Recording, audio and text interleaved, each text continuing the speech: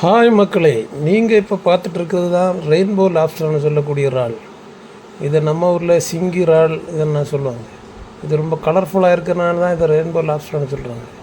இப்போ நீங்கள் என் கையில் இருக்கிற இறால் பார்த்திங்கன்னா இது இப்போ லைவாக தான் இருக்குது. இது நம்ம தண்ணியிலேருந்து வெளியே எடுத்தாலும் ஒரு 10 மணிக்கூர் 15 மணிக்கூர் வரைக்கும் உயிரோடு தான் இருக்குது. அதுக்கப்புறம் இது நம்ம ஊர்லேருந்து மெயினாக எக்ஸ்போர்ட்டிங் தான் போகுது. எக்ஸ்போர்ட்டிங்னு சொன்னால் சைனா, ஹாங்காங், ஃப்ரான்ஸ் போன்ற நாடுகளுக்கு தான் அனுப்புவாங்க. அதை எக்ஸ்போர்ட்டிங் பண்ணும்போது பார்த்திங்கன்னா நம்ம இங்கேருந்து தண்ணியில் போட்டு அதிகமாக கூலிங் கொடுப்பாங்க. டெம்பரேச்சர் கம்மி பண்ணி அதை ஒரு மயக்க நிலைக்கு கொண்டு போவாங்க.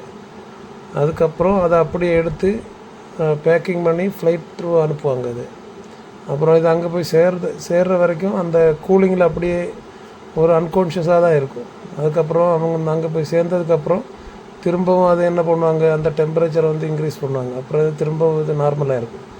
இதை விற்கும்போது பார்த்திங்கன்னா இந்த மாதிரி லைவாக தான் விற்பாங்க அந்த வெளிநாட்டிலையும். இது செத்துட்டாச்சுன்னா இதை யாருமே வாங்க மாட்டாங்க. அதுபோல் இது சாப்பிடும்போதும் லைவாக இருந்து நம்ம கட் பண்ணி சாப்பிடும்போது தான் அந்த டேஸ்ட் எப்படி இருக்கும். செத்தாச்சுன்னா அதோட டேஸ்ட் வராது. இது இப்போது நம்ம ஹார்பரில் பார்த்திங்கன்னா 1800 2000 அந்த மாதிரி தான் இதோட ரேட்டு போய்கிட்டு இருக்கு. இது 500 கிராமுக்கு கீழே வந்தாச்சுன்னா அதுக்கு ரேட்டு இன்னும் கம்மியாகும். அது மாதிரி எக்ஸ்போர்ட்டிங் பண்ணுறதுன்னா 500 கிராமுக்கு மேலே இருந்தால் தான் இதை எக்ஸ்போர்ட்டிங் பண்ணுவாங்க. இந்த இறால் பார்த்திங்கன்னா கடலில் சின்ன மீன்களை தான் வேட்டையாடி இப்போ பார்க்குறது தான் இதோட வாய்ப்பகுதி. மொத்தம் இதுக்கு 10 கால்கள் இருக்குது. இந்த பக்கத்தில் இருக்க 2 சின்ன கால் வச்சு தான் அந்த இறையை பிடிச்சி சாப்பிடும்.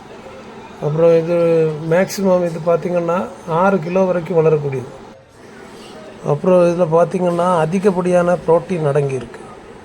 மற்ற மீன்களை விடைக்கும் நியூட்ரிஷன் ஃபேக்டர் இதில் ரொம்பவும் அதிகம். அது மட்டும் இல்லாமல் omega 3 fatty acid, vitamin B12 இதெல்லாம் மற்ற மீன்களை விடைக்கும் இதில் அதிகமாக அடங்கியிருக்கு. அதனால தான் இதோட ரேட்டும் அதிகமாக இருக்குது. அப்புறம் இது டேஸ்ட்டு பார்த்திங்கன்னா மற்ற மீன்களை விடைக்கும் ரொம்ப வித்தியாசமாக இருக்கும். இதை மெயினாக க்ரில் பண்ணி தான் சாப்பிடுவாங்க. மற்ற மீன்களை மாதிரி குக்கிங் பண்ணி சாப்பிட்டாச்சுன்னா அதோட மினரல்ஸ் கம்மியாகிடும். அதனால் இதை க்ரில் பண்ணி சாப்பிட்றது தான் மிகவும் நல்லது. ஓகே காய்ஸ், தேங்க்ஸ் ஃபார் வாட்சிங். அப்புறம் இந்த வீடியோ பிடிச்சிருந்தால் லைக் பண்ணுங்கள், ஷேர் பண்ணுங்கள், சப்ஸ்கிரைப் கூட பண்ணிவிடுங்க.